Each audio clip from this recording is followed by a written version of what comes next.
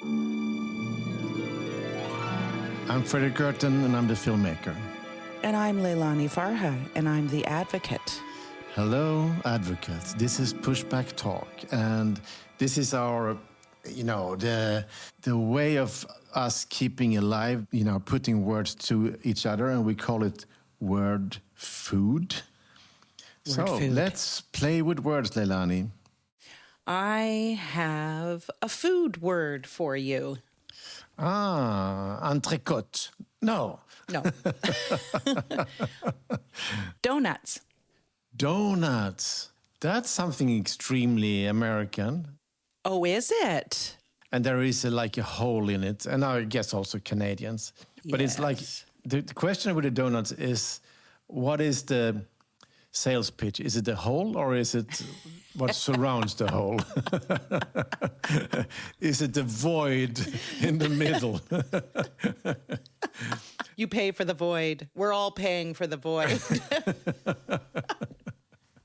So, yeah, donuts, now for me, that's extremely American. So I guess I will offend some part of our audience if I say that I'm not so much into donuts. It feels like this kind of greasy, unhealthy something. But Have one you thing ever I can had say, an artisanal donut? Yeah, maybe I've had, but now, of course, I mean, if it was a hipster donut, I would be there, of course, because I love hipsters. You know that. With third wave coffee, a hipster donut with a cortado. Yes.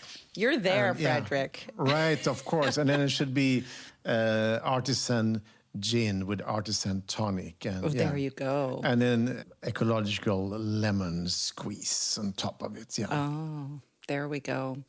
Well, so donuts, they're certainly Canadian as well as American, or it spread to Canada. I don't know where although there's, in French, beignet, I think. So maybe it is a Canadian thing as well.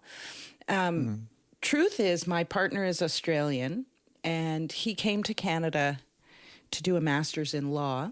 And I would like to think that the reason he stayed in Canada was me. But I think if you really press him, it might have been the donuts. He said in Australia, they didn't have donuts the way we have donuts in Canada. Like, donuts were this crappy, greasy thing that you're talking about. And then he came to Canada and he experienced a real, fresh, doughy, top of the morning donut. So now you're turning this podcast into some kind of a marriage counseling. So yeah, maybe. But my dear, you have to tell your husband that he also needs to say that he loves you. Yeah. He can do it with a donut in his mouth. Right. Exactly. While we share a donut, he could tell me. Yeah. Right. You can take the void and he can take the donut. Yeah. I get the void. But I'm going to challenge you on donuts being North American, because I'm going to show you this and I'm going to say it out loud for those who are just listening. What about donut economics? Do you know about this? No, because now we're back to the hole, I guess, the void. It's a very famous book by Kate Raworth. And I mean, I won't go into, in a very short podcast, I won't go into the details about donut economics, but the idea is very different than neoliberalism. And it's very much about local and keeping money local and keeping money circulating. There's the donut, circulating within your, within certain parameters. And so there are cities that are adopting the donut economics theory. It's not different than, what's these movements, 100 kilometers or whatever, where there's a name for that. I can't remember it, but it's not so different from that. In Italy, it's called Chilometro Zero. Yeah, in Italy. Right. Yeah, it's local grown. Yeah. But I'm surprised you don't know this book, Donut Economics. No, I've heard about it, but I wouldn't very, very famous. I wouldn't brag about that I've heard about it. Right. But the idea, it's very similar to human rights, too, which is where the economy should be producing human well-being, not wealth for multinationals and billionaires, basically. And that's, you know, nice to think about on the heels of, we're recording this just before Davos, our favorite event, yearly event. So that's what I think of when I think of donuts, to be honest. So we can also call it the donut resistance. The donut economic resistance. Exactly. I remember that The Simpsons, that's like a very good American show, they have a lot of donuts also. So that's true. In fact, my local trendy donut shop, which is called Susie Q Donuts, and I'm going to give them a shout out. These donuts are really out of this world. We eat them on New Year's. They have one that's called something related to The Simpsons. I can't remember what it's called. Maybe the Bart? I don't know. Delicious. Has sprinkles on top. Oh, colorful sprinkles. Yeah, that's nice. Sprinkles, yes. So thank you very much for sending me donuts, even if it's just... I'm giving you the void. I'm sending you the void. Okay, that's best for my diet, I would say. So yes. That's fine. That's fine. Okay, well, I will send you something your way. Yep. Are you ready? I'm ready. Polar. Polar? Well, in this you can part combine of the, it. Yeah. Yes. Well, in this part of the world, we talk about polar. You know, I live in the north. Maybe not as far north as Sweden goes, but anyway, I live north. So we talk about polar bears. I've never seen one, but they seem amazing. Those big white bears. And we talk about polar vortexes. Do you know about this? Polar, it's a weather system. And what it means is, and block your ears if you don't like swear words, it's fucking cold. And it comes, I guess, winds or something from the north. And we go into this polar vortex of deep, deep freeze. It makes me exceptionally unhappy. Although I do sit by the fire while we're in the midst of a polar vortex, which is cozy and lovely. But then we have your southern neighbor who wants to include a polar territory into theirs. They sure do. They want to steal another land. Like it's colonialism all over again. Steal or buy it, Fredrik. Steal or buy it. Unbelievable. Greenland, actually, for those who don't know, Greenland is what we're talking about. Yeah. And by asking for Greenland, they push polarization. Oh, wow. And that's, of course, the big thing for Trump is to polarize. Yes. That's his energy. Yeah. He's taking on the Federal Reserve, he's taking on Denmark, he's taking on everybody.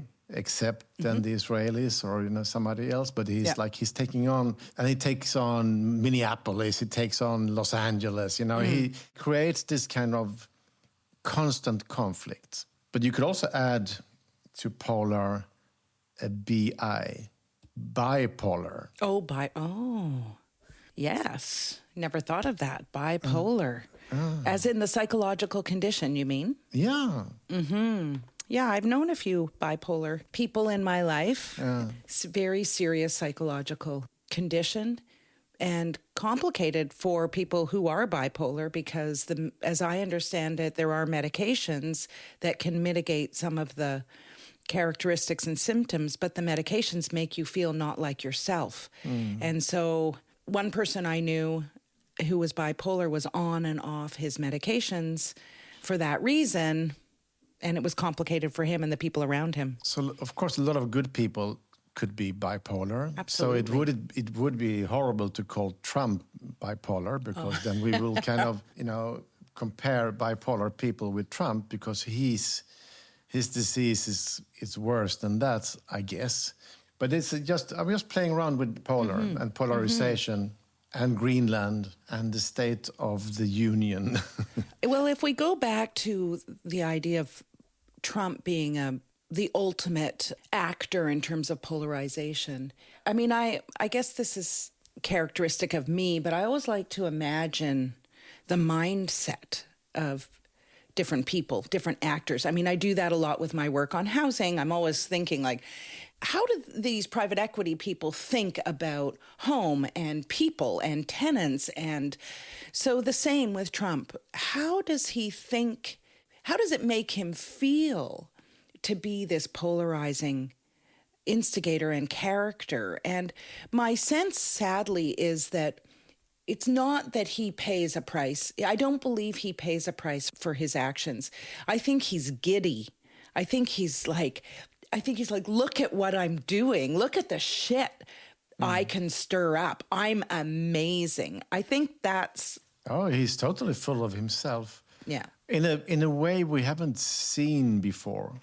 Because he is like this a silly clown in many ways.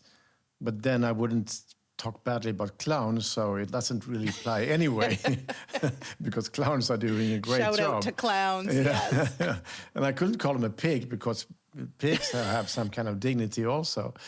I mean, so it's complicated to name what he is, but we could maybe agree that we don't like him. Agreed. Are we good?